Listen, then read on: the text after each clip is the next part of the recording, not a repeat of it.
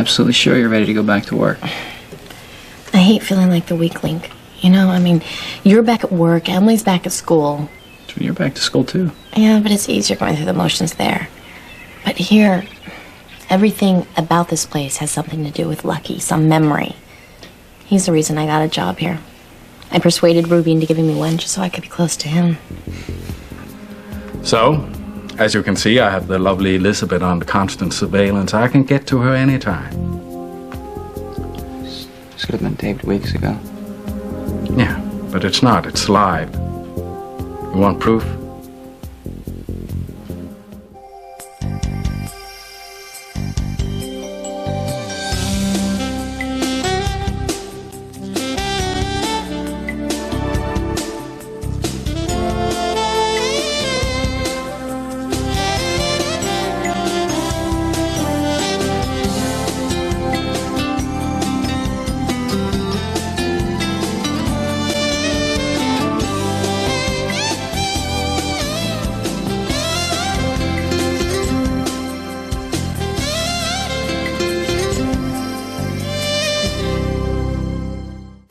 Dr. Weber, I've been expecting that our paths would cross again. Mom, Stefan came by to take me out for a walk. He's a little bit concerned about me. Concerned about you. Concerned about you. I spent more years than I care to count in an insane asylum because of this man. Why don't you put off your walk and give me an explanation? I'm well aware that you have convinced my daughter that you never meant me any harm. I'd just like to hear it myself. If it wasn't to harm me, what was your intention? Dr. Weber, first, let me say I won't try to defend my actions. But I will try to explain them. And I am, frankly, glad for the chance. You understand that my mother had ordered your death. Because of me. Because I tried to go see Nikolas. And she made it quite clear that my punishment would be to have someone that I cared about pay with their life. Helena designated me her henchman. She chose me because she was aware I had feelings for Laura. Although at the time I didn't think she knew the extent of those feelings. But she did. She knew that if I carried out your assassination, your daughter would never be able to forgive me. But even without Laura, I could never have killed you. Time was not on my side. I decided that the only way to save you was to stage your death. My plan was to inject you with a drug that mimics death, even to medical personnel. I came to Port Charles to put this plan into motion, but before I could administer the drug, Helena must have assumed that I would balk. So she arranged for the automobile accident, which by all rights should have killed you. Do you remember that afternoon? I didn't for years, but it has started to come back to me. I remember that it was snowing. I remember that I was driving. And the car started to skid, and I didn't have any brakes. I know. I was following in another car. When I saw your vehicle slide into the embankment, I knew instantly that it was no accident, that it was Helena's doing. I ran to your car.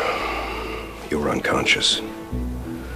I could see you had sustained severe head injuries, but you were alive. I had no time, no idea if administering the drug would hasten your death or how it would affect your injuries. But I realized if I didn't try, Helena was going to act again. As far as she was concerned, your life was going to end that day or the next. In the overall scheme of things, I didn't think your potential for a future could be any worse. So I gave you the drug, hoping to give you a future.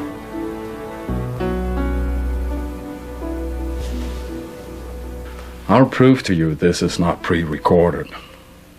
You name any location in Port Charles and I will have my operative ask Miss Weber for direction. That could not be prearranged. I'm not playing this game. Well, I'll find a way to prove the imminent danger Miss Weber is in should you try to escape again. But I can't guarantee that it will be less painful. So what location should my operative inquire of Miss Weber? The PCPD. Funny choice. Funny choice. Yeah, turn on the mic and ask Miss Weber for direction to the police station. Thank you. Watch. Excuse me. I headed off before I got my bearings. I'm new in town. Can you direct me to the police station? Yeah, well, the main precinct is on Central. You just go this way to the first intersection. Take a right, keep going, and you'll see it. You'll see all the police cars. Thank you. Appreciate that. So, as you see, I can get to you, Elizabeth, in a second. Speed dial, remember? She was assaulted once, right? If you touch her, I will kill you. Just making a point. I have thought about quitting, but I don't want to give up Kelly's. I just wish I could turn the memories around so they'd make me feel better instead of lost. You have to give yourself time. Can't do too much too soon, you know. But if you think you want to work, just go on in. Take care of your job one step at a time. Thanks for listening. Yeah. Okay, I'm gonna give it a try. All right.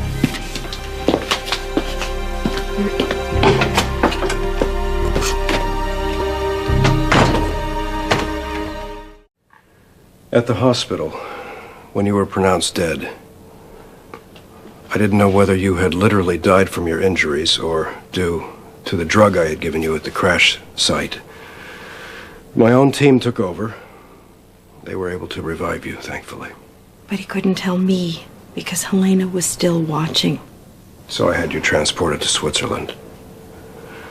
The drug on its own might have worked without any long-term effects, but combined with your injuries from the accident, you were left severely impaired.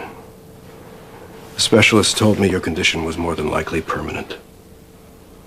Now, I know you believe I kept you sedated all those years, purposely, to keep you silent and out of the way. At first I did, yes.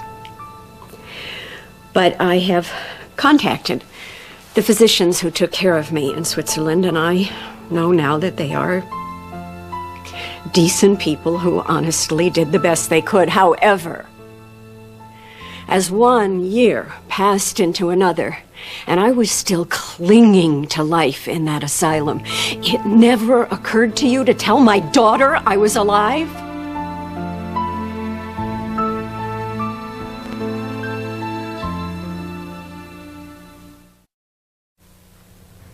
Did it ever occur to me to contact Laura? Yes. Then why didn't you? Because Helena would have killed you. For the first 7 years of Nikolas's life, I was powerless. Helena had control over Nikolas and all Cassadine resources. And after that? She was still not to be underestimated. Your condition had not changed in all those years and was not expected to. And frankly, at that time, Laura had made a clear choice to be with Luke, which meant that both Nikolas and I were out of her life. The onus was on her to approach me, which she did when Leslie Liu became ill. She didn't know I was alive. I was in that asylum for over a decade. It never occurred to you that my family might have been able to help me? That they might have been able to speed my recovery by their very presence, or at least that their lives might have been made better by knowing I wasn't dead. Yes, believe me, it did occur to me. But time and time again, the medical advisors told me nothing short of a miracle would reverse your condition. And I feared if Helena found out I had kept you alive, she would take her revenge out on Laura. Well, obviously, your experts, your advisors were wrong. Within months of seeing my daughter, I was functioning again. And as far as Helena's concerned, well, we're both still here.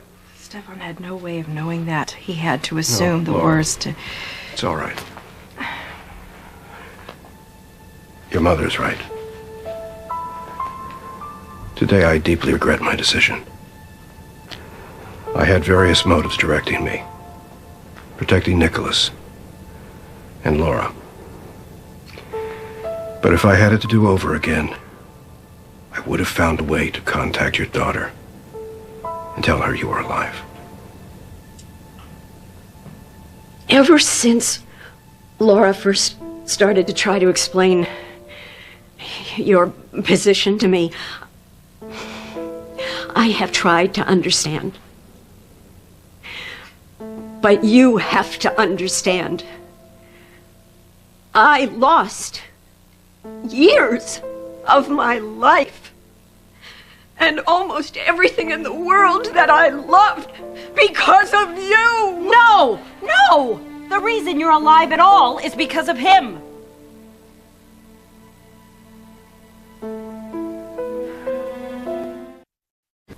Mother, we know that something horrible happened to you.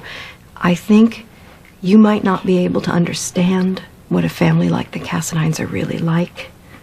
But I'm telling you, in this situation, he did the best that he could. My daughter sees something in you that has warranted her forgiveness. I am trying to keep an open mind.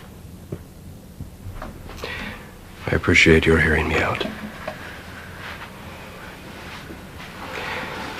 I'll call you tomorrow, see how you're doing.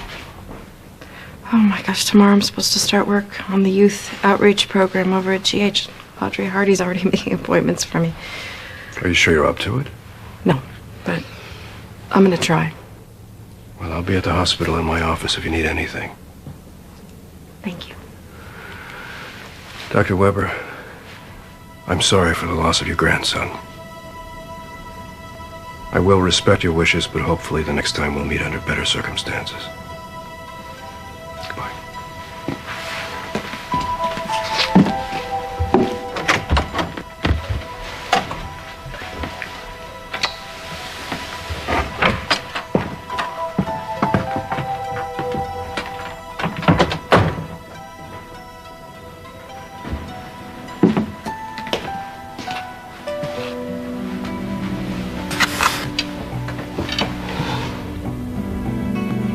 You hate him, don't you?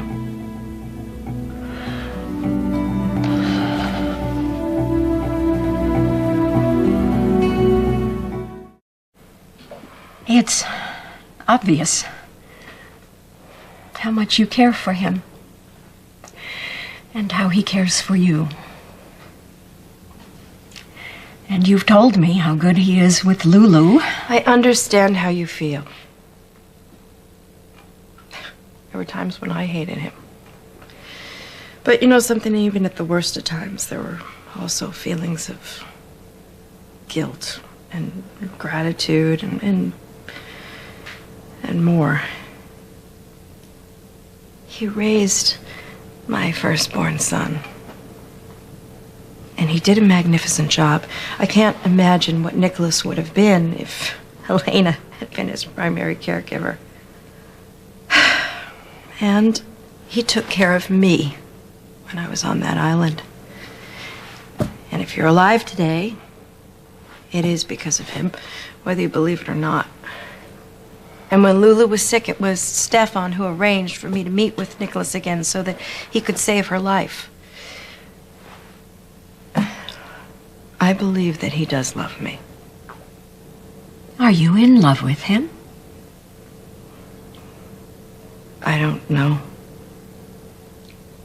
But I can't imagine what my life would be like right now without him.